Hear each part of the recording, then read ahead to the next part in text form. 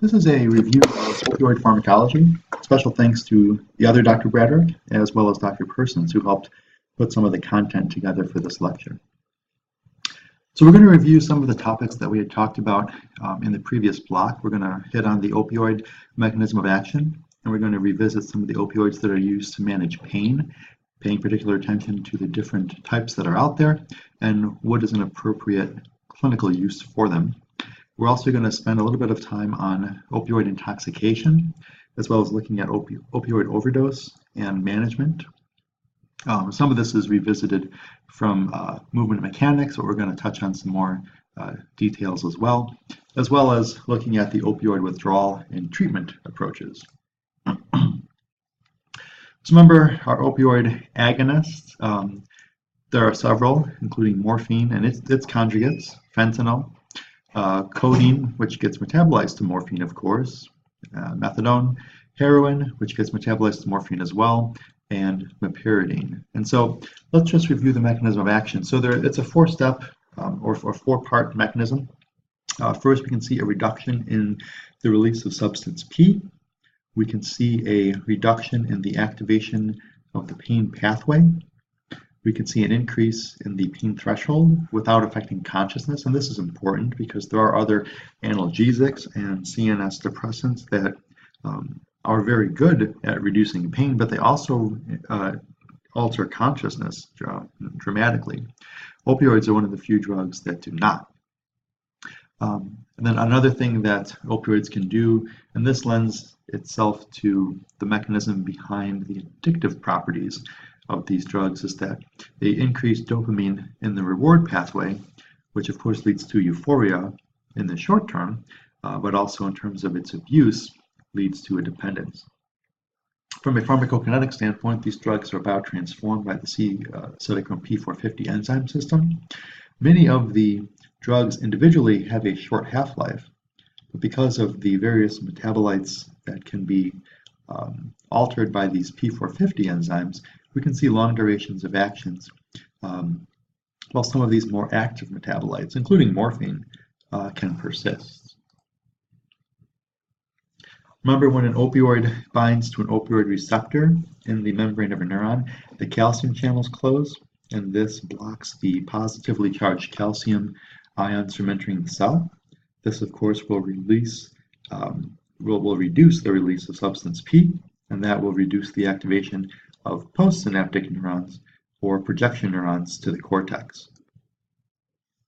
In addition, cyclic AMP levels will decrease and potassium channels will open, and this will allow potassium ions to exit the cell.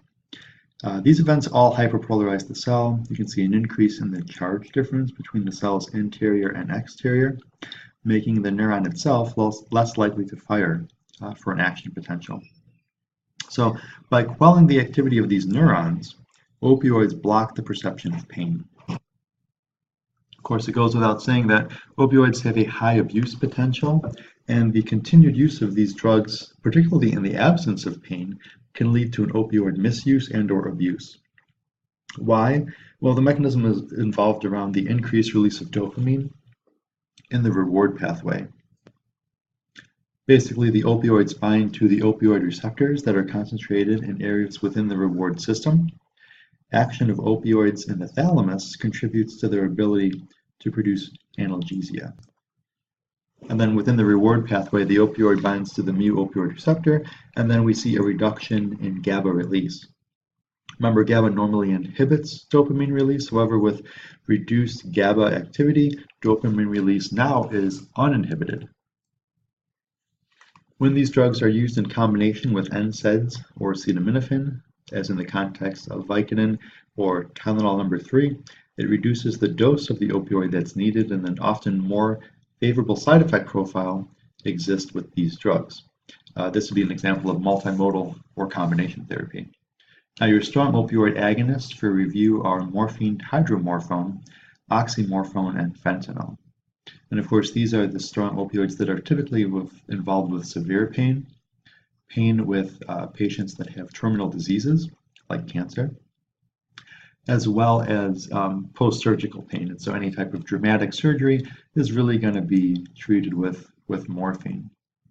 In contrast, the mild or the moderate opioid agonists include codeine, hydrocodone, oxycodone, and pyridine.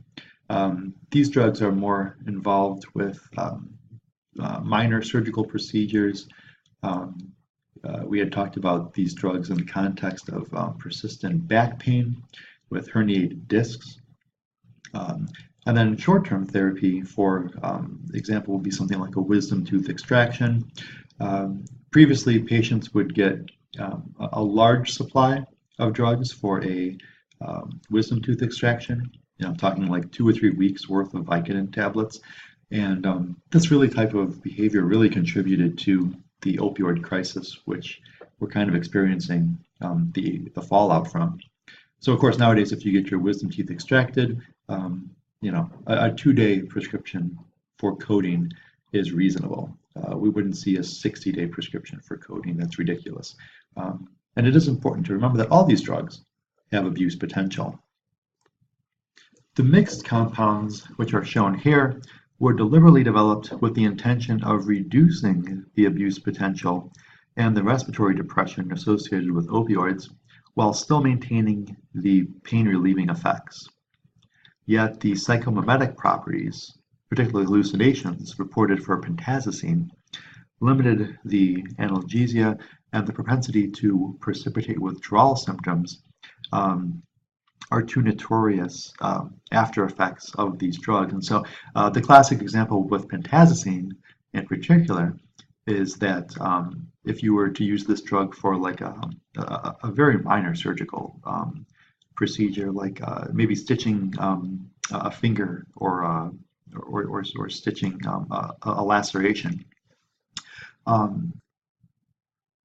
if pentazocine was used and the patient demonstrated withdrawal symptoms, you can surmise that the patient was maybe abusing heroin or some other stronger opioid on the side.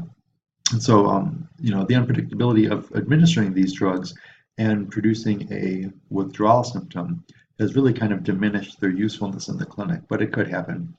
These are mixed agonist, antagonist, or partial agonists, and so they have varying affinities for the mu kappa and delta opioid receptors, which we're going to talk about in the next slide. And so their usefulness is kind of diminished.